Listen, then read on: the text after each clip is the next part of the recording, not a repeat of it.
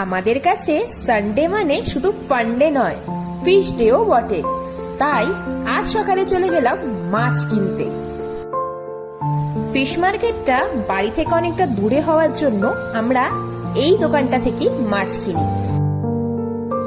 এই দোকানটাতে সমস্ত ধরনের বাঙালি মাছ অ্যাভেলেবেল, তাই এই দোকানটাই আমরা বেশি প্রেফার করি।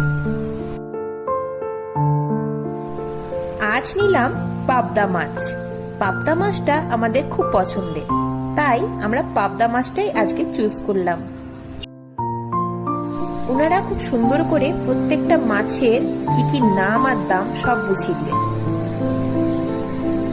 দেখুন মাছের কত স্টক, সব ফ্রেশ।